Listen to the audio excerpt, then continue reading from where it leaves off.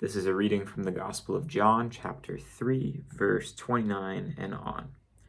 For this reason, my joy has been fulfilled. He must increase, but I must decrease. If you're watching this video, that means you are alive. If you are alive and comprehending this video, that means you are a human. And if you are a human, you are going to sin again in the future. Obviously, I'm not advocating for sin. Sin is never good, and we should do everything in our power to resist sin. Yet it is a mere fact of our humanity, of our sinful nature, that we are going to fall down again in the future, sooner or later. In a big way or in a small way, the fact remains we will sin and we will fall short of who we are called to be, of perfection.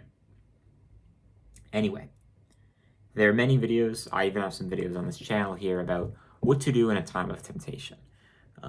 What to do, you should pray. You should do some push-ups, take a cold shower, whatever it may be, talk to someone, call someone. There's countless advice about what to do when you're entering into a period of temptation. But what about after? What about when you fall? What about when you don't live up to the standard that you set for yourself, or the standard others set for you in the 10 Commandments, or the standard in your conscience? How do you bounce back from that? That's what we're going to be talking about in this video. What to do after you sin. Again, this is not like, I think it's called presumption, which is a sin where you know God's going to forgive you, so you sin again. Please don't think of this as like a backup plan allowing you to sin more. Sin is always bad. Sin is never good. Please don't get it twisted. Okay, getting into the video. I found it really funny a couple days ago where in the past, it's been a lot worse with YouTube, and I would watch hours a day, wasting time. But I've been better about that recently, which I've been really proud of myself for. And there was a day, though, a couple days ago, where I wasted just about 5 minutes on YouTube. 5 minutes. Maybe 10. But after the fact, I found myself like annoyed and in despair and feeling gross and beating myself up. And feeling like nasty about myself for those 5 minutes of YouTube. And this despair, this feeling lasted for about 20 minutes until I snapped myself out of it. And I was like, dude, that was 15 minutes ago for 5 minutes. Like, it's over. God still loves you. This is a trap of the devil to keep us in despair after we sin. I experienced this tremendously. I used to be chronically in the mortal sin of masturbation, of pornography, lust, those type of sins. And when I would fall into those sins, I literally remember it taking a day or two for me to feel good about myself again. A day or two to exit that immense despair, that guilt, that gnawing feeling that I'm terrible. It took me literally sometimes 3 days to remove myself from that feeling. That is a trap of the devil. There is no other way to put it. It's not logical. It doesn't make sense. It's not good for you. It's from the devil. That is not from God. So this idea was brought to me. I heard it a while back, and then a friend actually brought it up to me and referenced the clip again. It's a clip from Fulton Sheen, a Catholic. I think he was a bishop. I don't think he was a cardinal. Catholic bishop. I think he's a saint now. Fulton Sheen, really, really good orator, really good speaker. Would highly recommend checking him out. And his point in the video is that the devil tries to influence you to see sin the opposite way that you should sin. Meaning, before you sin, the devil will tell you lies, try to plant these thoughts in your head. It's not a big deal. It doesn't matter that much. It's just another piece of food. It's not hurting anyone. No one's going to know. It's not that big of a deal. People do it all the time. You know, you'll get back on the horse right away. It's just one night. It's just one drink. Whatever it may be, whatever your situation is, whatever you're struggling with. The devil will minimize the sin before you sin But after the sin, it's not the same message. It's not that it was just one drink and just one night, just one more minute. It's that you're terrible. It's that you have failed. You have fallen. You are completely fallen. You are irredeemable. You are going to sin again. You are worthless. I can't believe you did this. Why would you allow yourself to do this? After the sin is magnified, after we sin. Before it's minimized, after it's magnified. This is the opposite of what we want, obviously. It's if the devil's influencing us, we want the opposite of the influence that he is having on us. Before we sin, we should remember it's a big deal. And after we sin, we should remember it's a little deal. But here's the important part. After the fact, remembering it's a little deal, if it's a ratio of like how big of a sin it is or how much it matters, there's a point where trying to diminish the sin can be difficult. Trying to diminish what has been done is difficult because it does sting. And this is where it's important that Christ must increase. This is the verse I referenced at the start. This is where it is so important to focus on God's mercy, God's love, and God's forgiveness. There was a really good story that I heard on Divine Mercy Sunday, which is a Catholic thing, Catholic tradition. And the priest was talking, and he said, we're all here in Mass, we're all gathered today because we believe in the resurrection.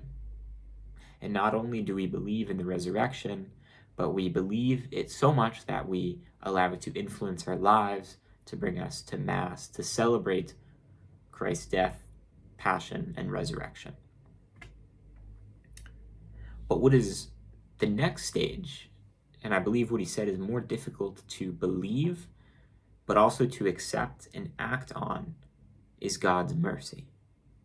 Now, we may know about God's mercy like one can know about the resurrection, but to live with it, to believe it and act upon it, to have that as something you know to be true deeply, and something you believe on, that is difficult.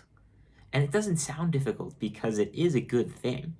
It's an insanely good thing that God, the creator of the universe, created us, made us good, and he loves us, and he will forgive us, no matter how far we walk away. It was like a Southern lady I once heard, I don't know, I forget where, but she was like, I know that if there's some distance between me and God, it's me that's done the walking. It was something like that. But that is so difficult sometimes to believe in and to hold near and dear to our hearts, God's mercy, especially when we sin and especially when we fall. Again, when we sin, like, we are so quick to like decrease ourselves, like beating ourselves up. But it's a ratio. It's a ratio. We must decrease, but Christ, God, must increase.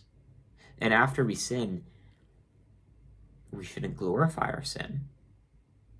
No, not at all. But sometimes it's difficult to prevent ourselves from beating ourselves up. And I'm advertising to you to focus on God's mercy, God's grace, God's love, God's forgiveness, referenced time and time again in the Bible, through Christ, through his mission. I'm also thinking the parable of the prodigal son, God's unimaginable grace and mercy and forgiveness and love for us, no matter how far or deep we fall. Now, moving on. Another metaphor that I heard for this, one of my friends described, I think it's from a saint, is God's love, God's mercy is like a bonfire, a furnace, just immense inferno. And our sins are merely drops of water, minuscule drops of water onto a fiery furnace of love. The water cannot break the fire, cannot come close. It is devoured, engulfed in this flame of God's mercy, love, and forgiveness. And that is the good news. I'll wrap up here talking about overthinking, is that's how this topic was originally brought up to my friend. I was explaining how, well, I explained the YouTube thing, how it's so funny or ironic and sad that I'll spend 5 minutes on YouTube for 20 minutes of despair. Not a good equation. We talked about that before. But also for overthinking, where I find myself overthinking a lot about diet, fitness, health, stuff like that. And yes, an antidote for overthinking is to stop focusing on yourself, to stop looking inward, to forget yourself. That's the I must decrease part. But we must remember, in a sense, it's almost healthier too and easier to add the increase part. Again, the verse from the Gospel of John, he must increase, but I must decrease.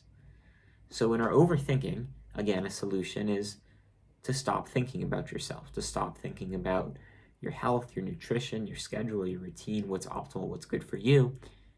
Yes, that is an antidote, but so is thinking more about God. So is keeping an image of Christ in your mind to walk with you throughout your day as your friend and as your companion. Allowing Christ, allowing God to increase in you and bear more fruit, and reminding yourself of his love and his mercy constantly. For this reason, my joy has been fulfilled. He must increase, but I must decrease. When we sin, sin is wrong. This is true. But after we sin, as we will sin again, try not to bog yourself down in what has been done and thinking that you are worthless, that you are nothing but your sin. You are so much more, but more importantly, remember that God is so much more, and he loves you, forgives you, and welcomes you with open arms more than you would ever know. Thank you for watching. I hope this helped. Have a nice night. It's night for me here. That's why I'm in a bit of a calmer mood. I'm about to go to bed. I hope your day was good. I hope you're doing well. And I actually haven't prayed for my viewers yet because this channel is only like 200 subscribers. I will now be praying for you, my viewers. Thank you for watching and your support. It means the world to me. I hope this helped. I don't read the comments, but my email is linked. Send me an email if you want to contact me. Thank you very much, and God bless.